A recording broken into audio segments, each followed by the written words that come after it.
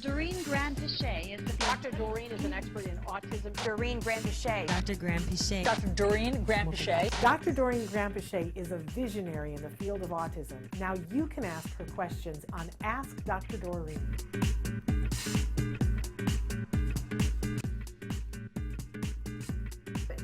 Getting to conversation is a lot, and I see now, Shannon, why you wanted me to kind of join them.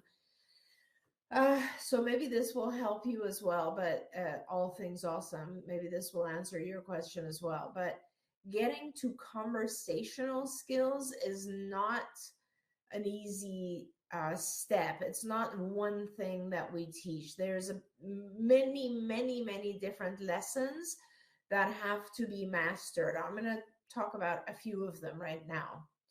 So usually when we're working on language, there's a number of, and if you look at just the language curriculum that we had developed for CARD, there was 400, 500 lessons in there. And if you usually will just start with, let's say, some form of labeling, assuming your child has already passed echoics, which is being able to actually say words, echo what they hear. And if the child is able to imitate sounds and words, then we're going to want to teach them labels. And labels will be things that, like this is a phone, this is a pen, etc. But the way that we teach it is we usually will teach the object receptively first, which means we will tell the child, we'll have an object in front of the child, and we'll tell the child to touch something or point to it or give. And that does not require the child to vocalize, but it allows them to hear the label over and over. So it's touch phone, give me phone, point to phone, those types of things.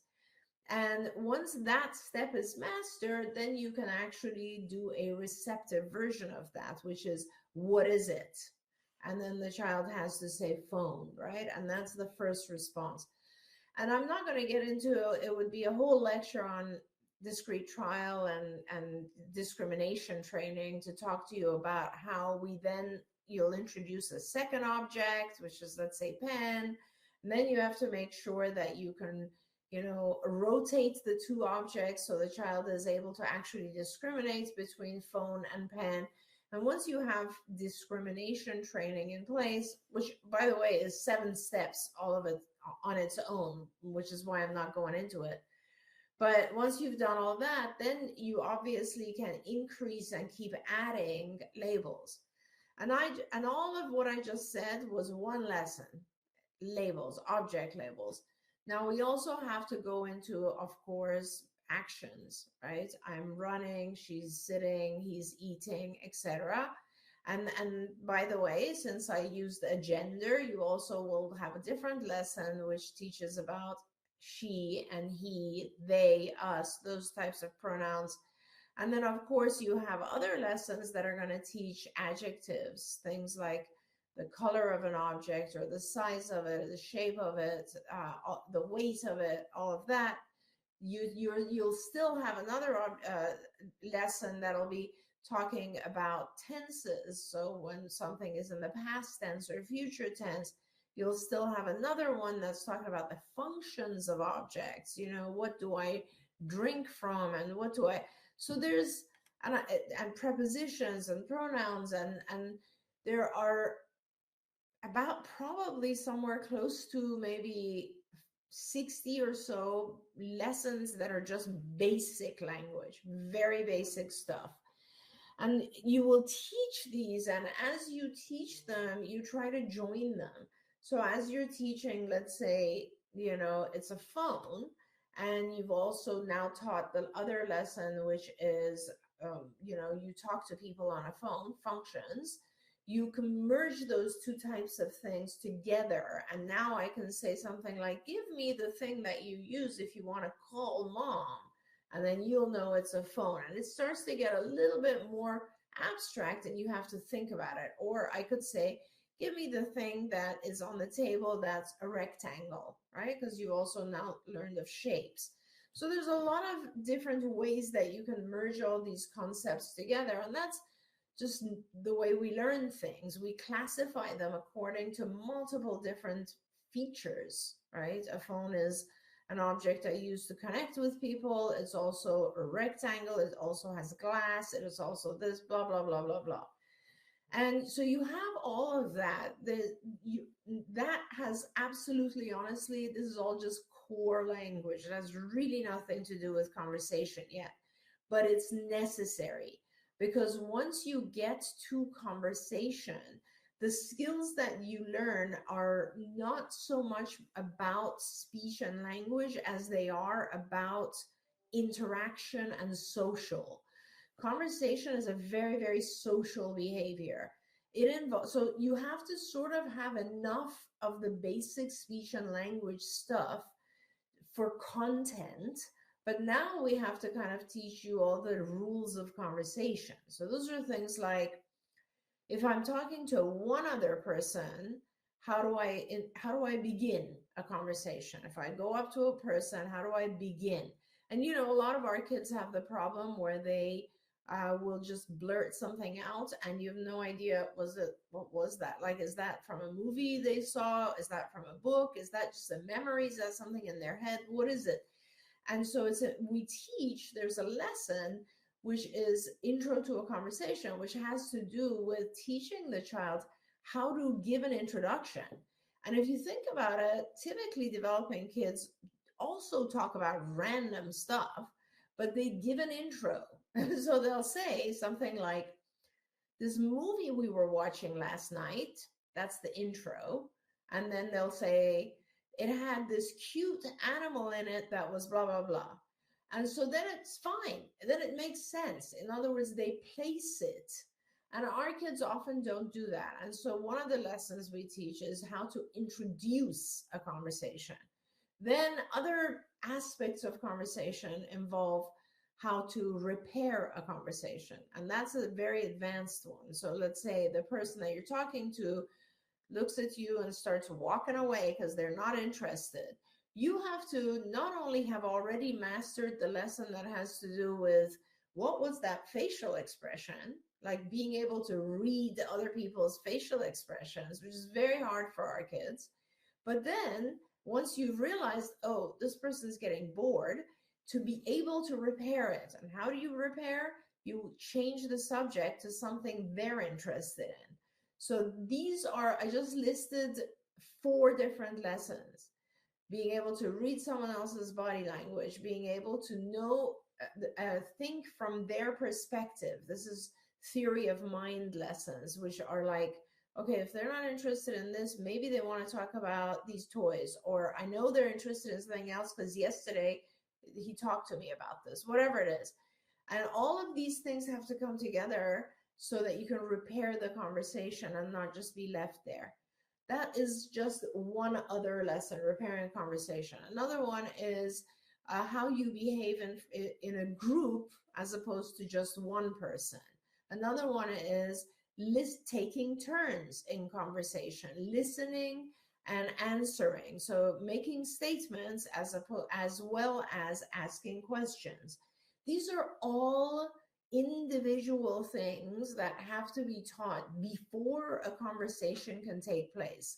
And then, of course, you have to have the child become a little bit more comfortable, familiar with the other child they're supposed to be having a combo with, or with the adult, or with you. That's how it comes together. But a lot of times our parents expect the kids to like converse when they don't have all of those kind of building blocks in place. So just focus on the building blocks, because honestly, once you have enough building blocks, the sign for me, the time you know it's time to teach the child the social skills around conversation is when your child just won't stop talking. They will just blurt out all these things. And it's like, okay, now I need to help the child put them together in a cohesive, kind of socially appropriate way. But if you haven't gotten to that point yet, then it's not really the right time to start introducing conversation. So people have been writing in. All Things Awesome said, wow, this really helps us parents. We don't realize that so many steps are required. We're all just hoping for conversation. Do you have a book on all these lessons or maybe a parent guide? And Michelle said, this is so helpful. Thank you. We're at the beginning stages, I think.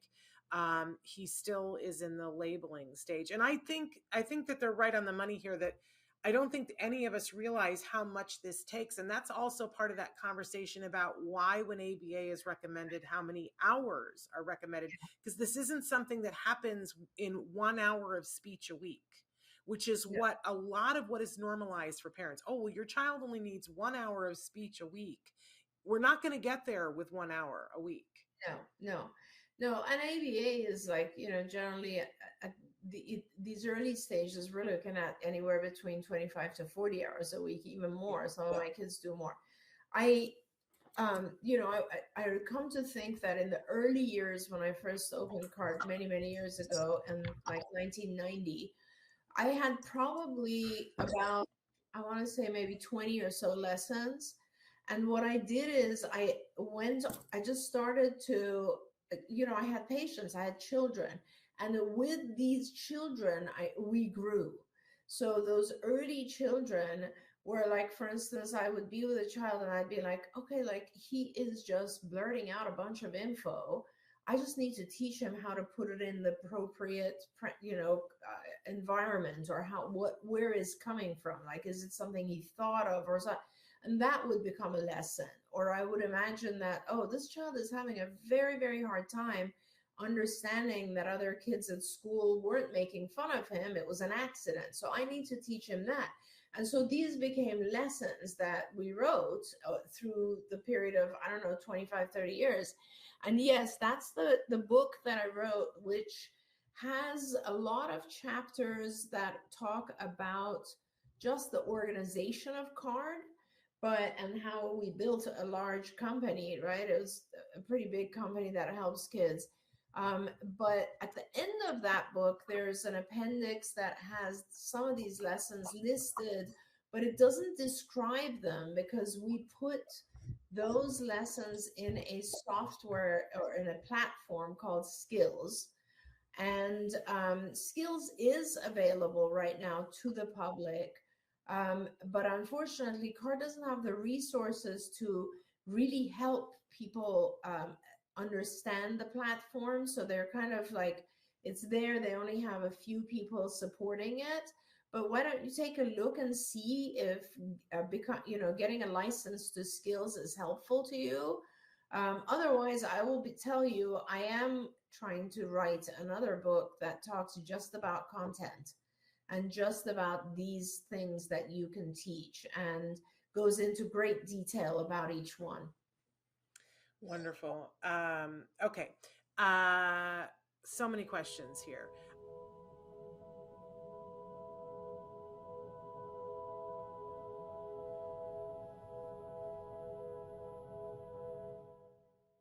If you found anything helpful in this video, please give us a like. In fact, make sure that you smash that subscribe button on YouTube and give us a like on Facebook. You can also follow us on Twitter and Instagram for important updates. And please download our free podcast wherever you get your podcasts. See you next time. Until then, give your kiddos a hug from me and one for you too. Bye-bye for now. To subscribe, click here. And if you'd like to check out some more of our videos, click here.